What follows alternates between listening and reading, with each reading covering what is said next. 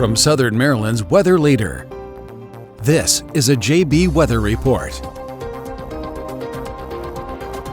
Good evening, I'm forecaster John Bordash with you in the JB Weather Center this Monday evening, tracking what looks to be a very active week across the region as we head here into the heart of the winter season. And I think the 7-day forecast really does spell it out quite well. We had a quiet day today across the region with seasonal temperatures and mostly sunny skies. We're looking at cold air settling into the region as we head into Monday night going into Tuesday, and this sets us up for a very cold Tuesday where temperatures will struggle to get above the freezing mark. That cold air lingers into Wednesday morning before temperatures begin to moderate, and by Thursday we're looking at temperatures getting well above average, getting close to 50 degrees. But that's before our next area of cold will move in and set us up for a chilly weekend. And then we have that potential snow chance that lingers out there as we head into the weekend that we will detail in just a moment. Before we get too far ahead of ourselves, though, let's take a look at the cold air that's settling into the region tonight. We're likely going to be looking at temperatures dropping down into the teens for many locations, single numbers northwest of I-95. Those stubborn 25-mile-an-hour winds will gust overnight. That's going to be sending those wind chill values, those feel-like temperatures, much colder than the actual air temperature. Wind chill values will be down to the single digits southeast of I-95, about 5 degrees in Waldorf, 8 degrees Leonardtown, 8 degrees Salisbury. But northwest of I-95, those wind chill values could be below zero, looking at a -2 in York, 1 degree in Frederick, getting down to 0 in Winchester for those feel-like numbers. So we're starting off Tuesday on a cold note, and that's going to be lingering with us as we head into Tuesday afternoon with, again, highs struggling to get up over freezing. Now, we will then start to turn our attention into the weekend, in which we're going to be looking at more areas of high pressure reestablishing themselves as we head into Friday and into the weekend. These areas of high pressure will deliver fresh injections of cold air that are going to set us up to see temperatures stay below freezing this weekend, potentially even into next week. But an area of low pressure will be forming at the same time in the southern U.S. that will be tracking eastward. And the question will be, how does that area of low pressure interact with both areas of high pressure? If these areas of high pressure are too strong, delivering a lot of cold air, it will suppress the storm to the south. Take a look at option 3, well to the south, focusing any winter weather impacts to the southeast. If these areas of high pressure maybe aren't as strong and are maybe actually situated a little bit further to the north, that will allow for option 1 to occur. And we see a track that looks to hedge a little bit further to the north, and that brings more winter weather impacts for the northeast. We could see a mix of that, though, and look at option 2, where the highs are there, but not necessarily as strong, but definitely present, and allows the storm to come a little bit further north and really focus here on the mid-Atlantic. And this is a simplified graphic, right? We have many options on the table here. The real question is, how will these areas of high and low pressure interact with each other? Our Canadian model shows us what a northern track might look like. Take a look at all of that ice there through the Carolinas, getting into Virginia, even into southern Maryland and areas southeast of I-95. With the northern track, there isn't as much cold air in play. Still cold, but just not as cold.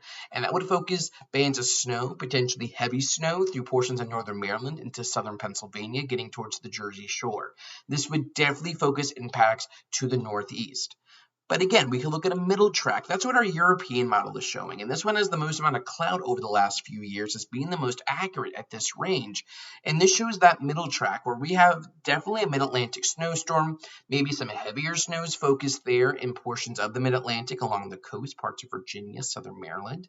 And this could definitely bring high impacts to that area with snow really focused through sleet rather than ice, focused through South Carolina, portions of North Carolina, and Georgia.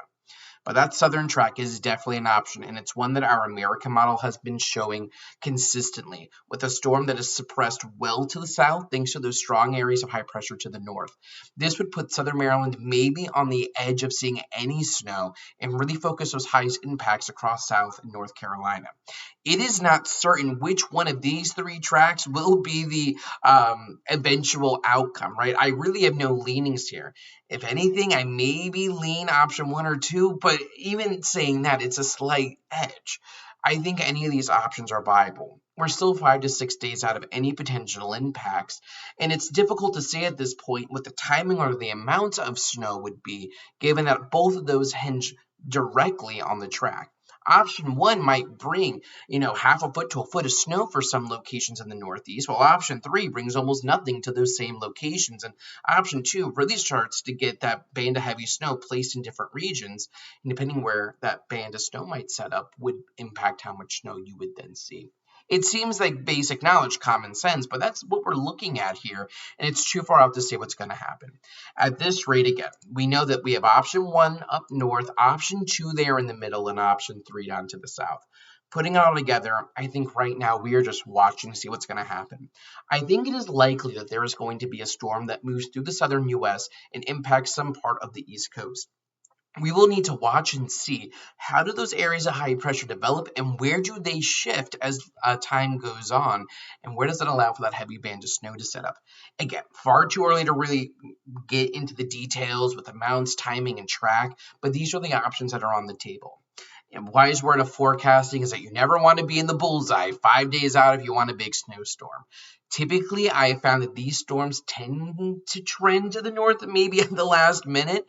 But again, that's not set in stone. We could see anything kind of happen here. So we're going to continue to monitor things. You can stay up to date on the latest information with JB Weather at jbweather.net, on Facebook, on X or Twitter, Instagram, YouTube, any of those platforms will have my latest forecast updates.